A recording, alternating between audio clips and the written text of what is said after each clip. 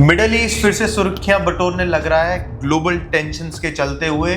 US, Israel और Iran के अंदर कुछ रिफ्ट आ चुकी हैं जिसका इम्पैक्ट ग्लोबल इकोनॉमी के ऊपर होने लग रहा है। अब सवाल यहाँ पर ये आता है, इसका इम्पैक्ट इंडिया के ऊपर क्या होने वाला है? क्या दुबई ट्रैवलिंग सेफ है या नहीं है? और ये फुल वॉर में कन्वर्ट होगा या ये डिप्लोमेटिक रूट से सेटल हो जाएगा?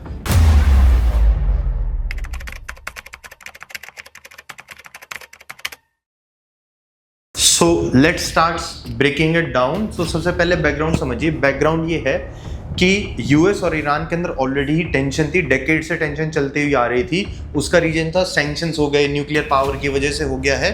सेकेंडली जो इजराइल का जो मैटर है, इजराइल ओपनली एक्सेप्ट करता है कि ईरान उनके लिए एक बहुत बड़ा थ्रेट है।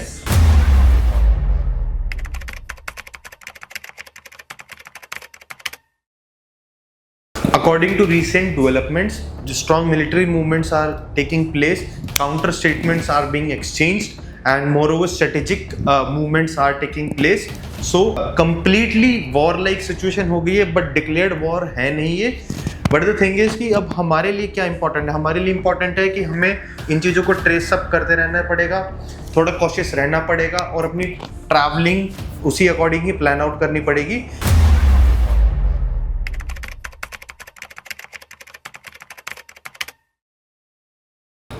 अभी बात करते हैं ग्राउंड रियलिटी क्या है। ग्राउंड रियलिटी ये है कि जो भी एयर डिफेंस सिस्टम है और जो ग्राउंड लेवल की फोर्सेस हैं सब के सब एक्टिवेट मोड के ऊपर हैं। जो रीजनल कमिटमेंट्स हैं वो भी रेडी हैं, बट उसके साथ साथ जो है बैकग्राउंड डिप्लोमेटिक टॉक्स चल रही हैं कि इसको कैसे कूल डाउन करा जाए। नाउ अब ऐसे सिचुएशन में एक प्रॉब्लमेटिक चीज़ ये आती है कि लेट से कि अगर किसी ने कोई चीज़ को मिसअंडरस्टूड कर लिया, मिसकैलकुलेट कर लिया और उसकी वजह से कोई स्ट्राइक वगैरह हो गई, so that will take a huge step ahead and उसमें होगा क्या कि वो एक वॉर लाइक सिचुएशन क्रिएट हो सकती है। बट नेवरदीलेस द थिंग इज कि बैकग्राउंड टॉक्स हो रही हैं, डिप्लोमेटिक्स अदर कंट्रीज के भी इन्वॉल्व हो चुके हैं और जहाँ तक है कि हम इसका देख रहे हैं क्लोजर नियर बाई है, ज़्यादा लंबा स्ट्रेच नहीं है कि just like Ukraine and Russia.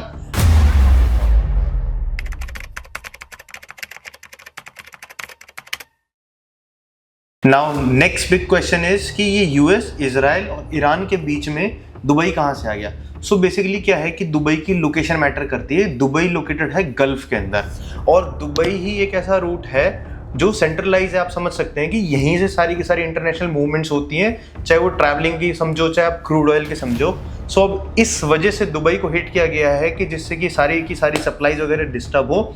इसका इम्पैक्ट ये रहेगा कि eventually crude oil, gold, travelling, foreign travelling, international travelling सब की सब हैम्पर होंगी, मोर ओवर कॉस्टली भी होती जाएंगी। सो ये ओवरऑल एक इम्पैक्ट आ रखा है दुबई के ऊपर एंड दुबई की वजह से अराउंड द वर्ल्ड जो पब्लिक एट लार्ज फेस करने वाली है।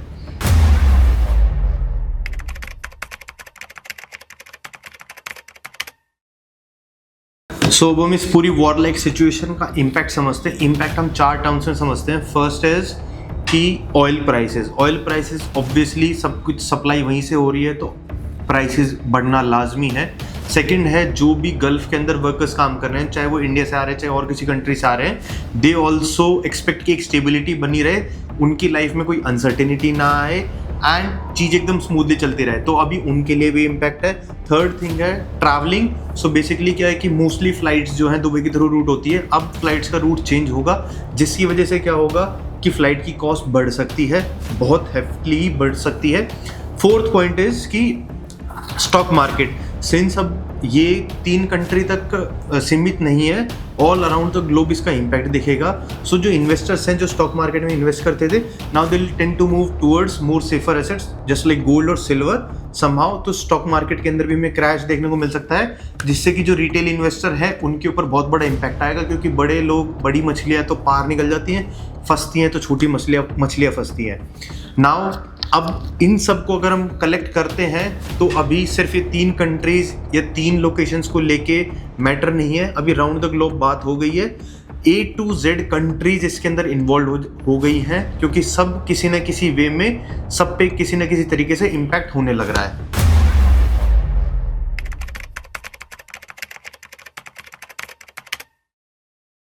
Now the biggest question comes is कि वॉर होगी।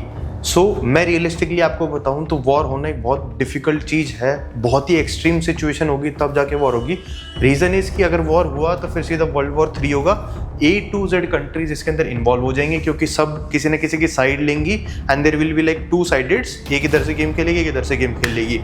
वॉर होना डिफिकल्ट है। सेकेंड रीज़न उसका ये है कि अगर वॉर होता है तो n नंबर ऑफ मतलब एकदम ह्यूज अमाउंट जो है वो इन्वेस्ट हो जाता है वॉर के अंदर, क्योंकि जो बॉम्ब्स, आर्टिलरीज और जो भी पैसा जो इन्फ्यूज़ होता है वॉर को कंडक्ट करने में, मिसाइल, रॉकेट, ये बहुत ही कॉस्टली चीज़ें हैं और हर एक कंट्री के ऊपर ये बहुत ही हेफ्टी पड़ता है। अगर जैसे इंडिया है, अगर इंडिया आज वॉर लाइक सिचुएशन के अंदर चली जाती है तो आप ये समझिए इंडिया की इकोनॉमी सीधा 30 से 40 साल पीछे चली जाएगी। पाकिस्तान जैसी कंट्री की इकोनॉमी बिल्कुल ही ख़त्म हो जाएगी। Now the realistic approach is कि ये चीज़ें कहीं ना कहीं डिप्लोमेटिकली रिजॉल्व हो जाएंगी, अदर कंट्रीज़ के हायर ऑफिशियल्स इन्वॉल्व होकर इसको रिजॉल्व कर देंगे, but it will take some time and वो टाइम हम देखते कब रहेगा।